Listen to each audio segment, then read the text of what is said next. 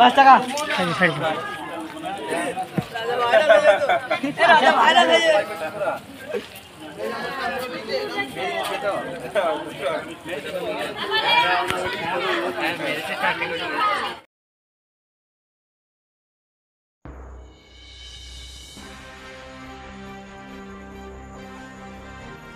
ভাগ্নিকে সাপে কামড়, 6 ফুট লম্বা সাপ হাতে নিয়ে হাসপাতালে হাজির মামা।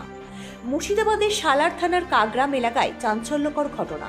ভাগ্নিকে সাপে কামড় দিতে দেখে 6 ফুট লম্বা সাপ জ্যান্ত ধরে ভাগ্নিকে নিয়ে শটান হাসপাতালে হাজির হলেন মামা।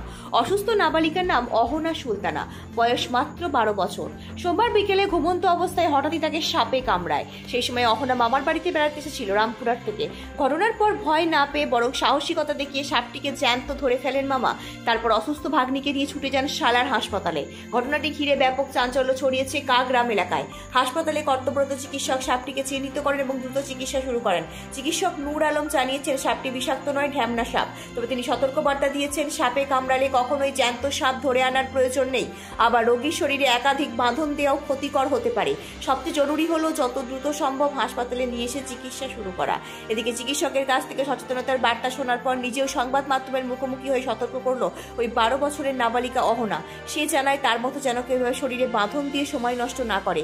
সে যে ভুল করেছে তা যেন আর কেউ না করে। চিকিৎসকও বলেছেন যদিও বিষাক্ত সাপ হতো তাহলে এই ধরনের পদক্ষেপ প্রাণঘাতী হতে পারত। বর্তমানে অহনার শারীরিক অবস্থা স্থিতিশীল। তাই মামার এই অস্বাভাবিক পদক্ষেপ এবং ছোট্ট অহনার বার্তায় সচেতনতা ছড়াচ্ছে গোটা এলাকায়। ব্যুরো রিপোর্ট, আমার বাংলা নিউজ। আমাকে আজকে সাপে কামড়েছিল। আমি পায়ে বাঁধন বেঁধে সঙ্গে সঙ্গে হসপিটাল এসেছিলাম। ডাক্তারবাবু চিকিৎসা করেছিলেন এবং বলেছেন পায়ে বাঁধন বাঁধতে নিষেধ করেছেন। আমার মতো ভুল আপনারা করবেন না এবং সাপে কামড়ালে সঙ্গে সঙ্গে হসপিটাল আসবেন। তোমার নাম কি? আহানা সুলতানা। কোথায় কামড়েছিল, পায়ে না হাতে? পায়ে। কোন ক্লাসে পড়ো? 6-এ। কোথায় কামড়েছিল, কোন গ্রামে? কাগ্রাম। বাড়ি কোথায় তোমার? আমার বীরভূম। বীরভূম কোন জায়গায়? বীরভূম কোন এখানে কোথায় এসেছিলে? এখানে নানির বাড়ি। এই কটার সময় কামড়েছিল সাপে?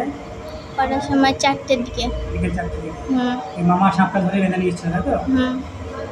বাবার নাম কি? এমডি আরিফ।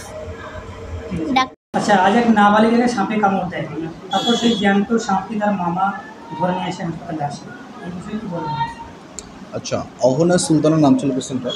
সন্ধ্যা ওই 4:45টার দিকে পেশেন্টটাকে হসপিটালে নিয়ে আসা হয় এবং মজার ব্যাপারও বলতে পারি বা মানে দুঃসাহসিক ব্যাপার, সেটা হচ্ছে গিয়ে জ্যান্ত একটা সাপ ধরে নিয়ে এসছে এবং সৌভাগ্যবশত সেই সাপটা র্যাট স্নেক ছিল, যেটা বাংলায় ঢ্যামনা সাপ বলা হয়, নির্বিষ সাপ।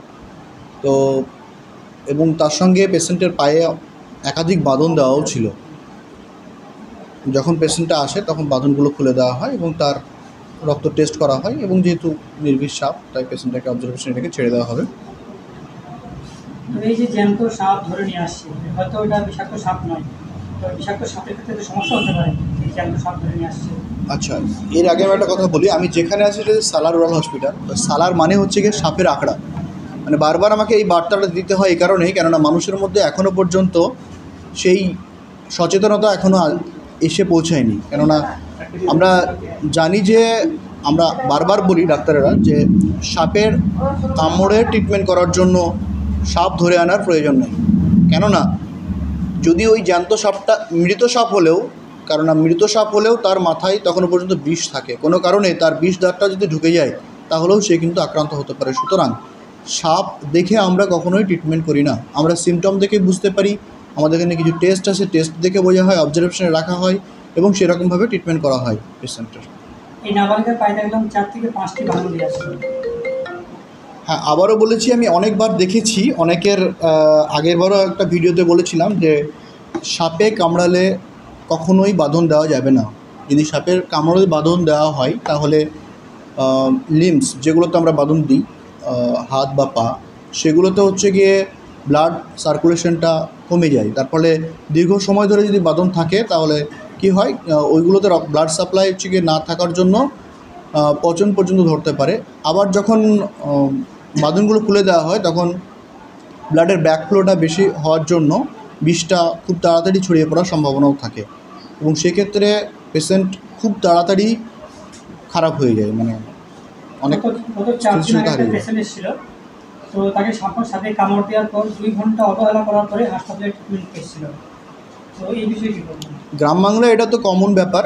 তো আমরা আবারও বলছি, বারবার সচেতনতামূলক বার্তা দেওয়া হচ্ছে, যদি কাউকে কখনোই সাপে কামড়ায়, আমাদেরকে বলা হয় গোল্ডেন টাইম 100 মিনিটস, কিন্তু যত তাড়াতাড়ি পারবে তার বেঁচে যাওয়ার সম্ভাবনাও তত বেশি থাকবে হসপিটালে আসলে। কেননা ওঝা দিয়ে কোনোদিনও সাপের বিষ নামানো যায় না, ওঝা দিয়ে হাত চালিয়েও বোঝা যায় না কোন সাপে কামড়েছে। ডক্টরদের কিছু সিমটম সাইন অবজার্ভ করার পরে কিছু টেস্ট আছে, টেস্টের পরেই তার ট্রিটমেন্ট স্টার্ট হয়। তো সেক্ষেত্রে আমি বলবো যে যদি কখনও কাউকে সাপে কামড়ায়, কোনো ওঝার কাছে না গিয়ে, ঝাড়ফুঁক না করে, একদম তাবিজ কবজ না করে সঙ্গে সঙ্গে হসপিটালে চলে আসবে। তাতে করে কী হবে, তার প্রম্পট অ্যাকশন আমরা নিতে পারবো, তার ট্রিটমেন্ট শুরু হয়ে যাবে। ইভেন এটা বলতে খুব ভালো লাগে যে আমার ডিউটি থাকা অবস্থায় ইভেন এখনও পর্যন্ত 5-6 জন অবজারভেশনে আছে, কাউকে সাপে কামড়েছে, বিষধর সাপে কামড়েছে, কাউকে হচ্ছে গিয়ে বুঝতে পারেনি কিসে কামড়েছে, মানে আননোন বাইট। আমার টাইমে অনেক পেশেন্ট, যেটা বললাম যে যেটা খরিশ সাপ বলি, কোবরা বা কেউটে, এগুলো ধরে নিয়েছে এবং তার বাইট মার্ক আছে এবং কামড়গুলো এমন এমন জায়গা আছে বুকে কামড়েছে। এবার সেক্ষেত্রে বাঁধবে কোথায়? তো ব্যাপারটা হচ্ছে গিয়ে বাঁধার কোনো প্রশ্ন নেই। এবং আমি পরবর্তী সময় যখন রেফার করি এবং তাদেরকে ট্র্যাক করি কেমন আছে, পেশেন্টগুলো সবাই সুস্থ আছে। তো আবারও বলবো, কখনোই ডিলে করা যাবে না, যত দেরি হবে তার সুস্থ হওয়ার সম্ভাবনাটাও তার কমে যাবে। ধন্যবাদ। ডক্টর নূর আলম, সালার রুরাল হসপিটাল। মানে বিছানায় শুয়েছিল তো বাচ্চাটা, মানে ও দিয়ে কামড়ে দিয়েছে, কামড়ে দিয়ে মানে তপস্যার তলায় ঢুকিয়েছে সাপটা ঢুকিয়ে মানে আমি কী করলাম, ওইখানে একটা মানে কাপড় ফাপড় নিলাম, দিয়ে ধরে মানে কটোরা ভরে মানে হাসপাতালে এলাম। হ্যাঁ লেগেছি। কি কারণে নিয়ে আসলে দেখলাম মানে বেশি মানে সাপ, কি সাপ মানে আমরা তো জানি না কি সাপ। ডাক্তার হ্যাঁ। কখন কামড়িয়েছিল? তখন 4টে বাজে। ওর নাম কি, জায়গায় কামড়িয়েছে? না। বয়স কত? বয়স ওই 12। কোন ক্লাসে পড়াশোনা করে? মানে 8-এ পড়ে। হ্যাঁ। তুমি কিভাবে জানলে সাপে? মানে ও শুয়েছিল, দিয়ে মানে কেউ বললো মানে কি মামা কামড়ে দিয়েছে, সেটাও ওইখানে আমি ধরলাম, মানে কি ওইখানে ছিল, আমাকে ডেকে এলো, আমি বাড়িতে ছিলাম। এই সাপটা ধরে নিয়ে আসলে? হ্যাঁ। এখন কেমন আছে? আছে, ভালো আছে, এখন ডাক্তারবাবুর কাছে আছে। তোমার মামা হচ্ছে? হ্যাঁ, ভাগনা আছে। বাড়ি কোথায়? কাকগ্রাম। তোমার নাম কি? রাজা শেখ। আমার বাড়ি কাকগ্রাম। আমার বাড়ি কাকগ্রাম। কামড়েছে, বাবার নাম কি? বিকি শেখ। Ganapati gold palace. পুজোতে ধানতেরাসের সোনা কেনার কথা ভাবছেন? তাহলে অবশ্যই আসুন ধানতেরাস ধানবর্ষা।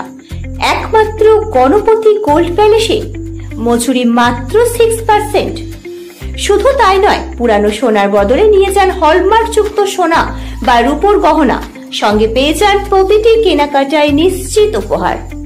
গণপতি ছাড়া ধনতেরাস অসম্পূর্ণ, তাই চিন্তা না করে আজই চলে আসুন গণপতি গোল্ড প্যালেসে। আমাদের ঠিকানা মদন মোহনতলা, ধনিয়াখালী, হুগলি। মোবাইল 8167032474।